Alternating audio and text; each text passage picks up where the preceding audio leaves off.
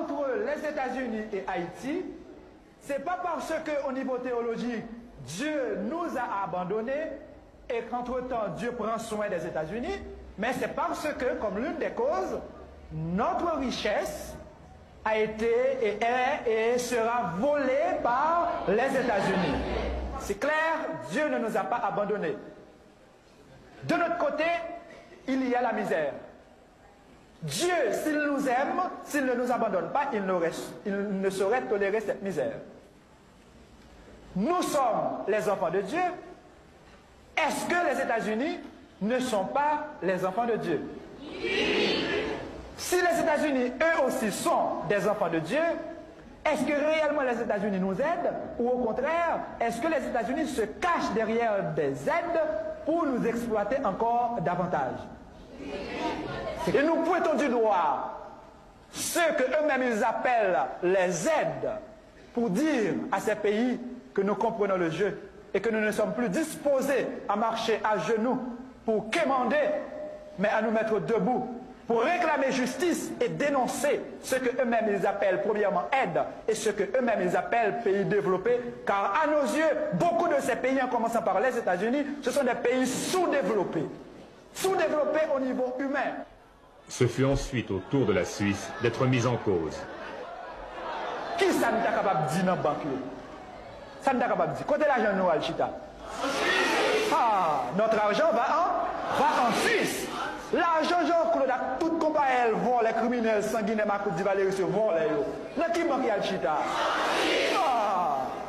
Donc, maman nous couche à l'hôpital pendant que 100 en Suisse, notre maman Haïti se trouve à l'hôpital, pendant que notre sang va en Suisse. C'est un scandale, c'est un crime au niveau international.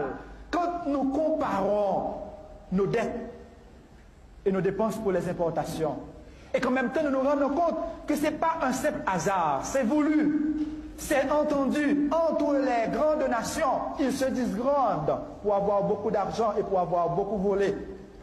Au-delà de ces voleurs, au-delà de ces corrompus internationaux, nous découvrons naturellement des Suisses, comme des Américains, comme des Canadiens ou des Français, qui ne sont pas aussi corrompus que la corruption internationale. Et c'est précisément à ces Suisses, à ces Américains, à ces Français, à ces Espagnols que nous adressons notre demande. Nous leur demandons si vraiment ils reconnaissent avoir volé, si vraiment ils reconnaissent avoir volé à travers leurs compatriotes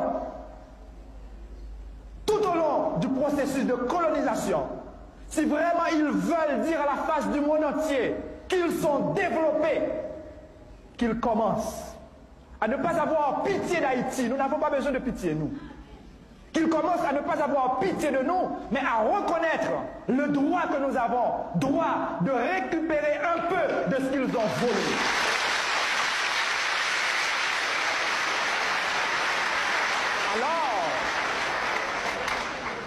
Alors, ils pourront se dire des personnes humaines qui transcendent le matériel pour déboucher sur une dimension spirituelle où la personne humaine se développe continuellement et n'ose pas appeler quelqu'un qui l'a exploité un sous-développé quand lui-même il est le premier sous-développé.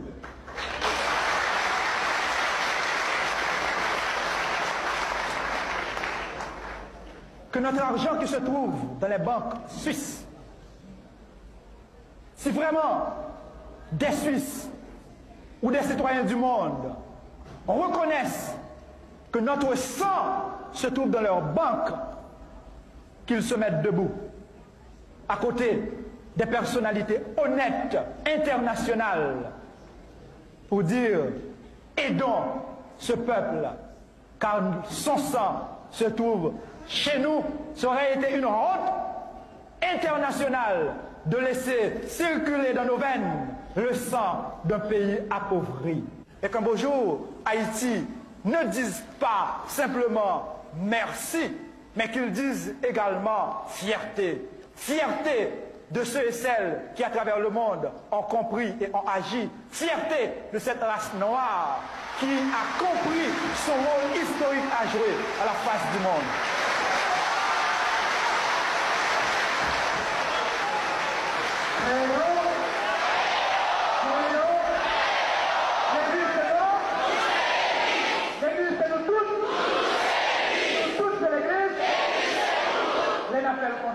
L'arrivée vive, Jean Montefiore là, au nom papa, à Philippe là, à Blaise de Père.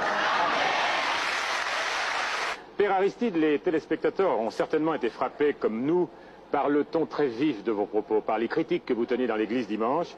Et vous nous l'avez expliqué en parlant de l'immense attente du peuple haïtien, de son immense espoir, et que cela expliquait votre attitude. Alors, comment vous expliquez cet espoir, cette demande d'attente? Si le ton est vif, il traduit le courage du peuple haïtien de lutter pour une nouvelle Haïti. Si le ton est vif, il traduit la fierté du peuple de savoir qu'elle est exploitée, mais de continuer à lutter pour transformer les structures, pour opérer des changements fondamentaux au cœur du pays, où, à partir de son courage et de sa fierté, il pourra instaurer un monde en Haïti. Autrement dit, en dépit de la mauvaise foi du gouvernement provisoire, en dépit de la corruption nationale et internationale, en dépit de ces structures monstrueuses qui exploitent le peuple, il sait qu'il pourra travailler pour changer, il sait qu'il finira par changer le pays.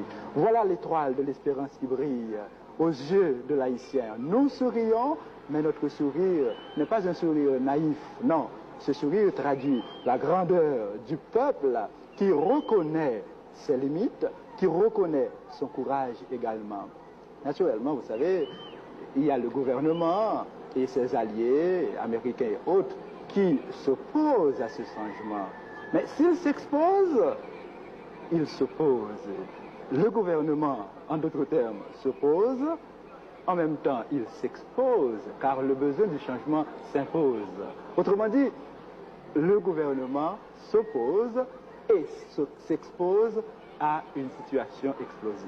Voilà la réalité. Et si cet espoir était déçu en un mot? Eh bien, nous autres, après déception, nous allons encore de l'avant. Déception ou pas, nous continuons à lutter. Au moins, nous aurons la fierté de mourir debout et ne pas mourir à genoux. C'est ça le peuple haïtien. Nous étions esclaves, nous reconnaissons encore aujourd'hui l'aide internationale, les pays étrangers comme le gouvernement provisoire veulent nous maintenir dans l'esclavage, mais nous refusons de mourir esclaves. Il faut mourir libre. Mourir libre veut dire je donne mon sang pour irriguer la terre haïtienne. Je donne ma parole, moi-même, qui deviendra, si vous voulez, mon corps deviendra une espèce d'engrais pour alimenter le pays, pour alimenter tout un peuple. C'est ça notre fierté. La fierté d'avoir lutté, la fierté de pouvoir lutter pour instaurer un changement ici en Haïti.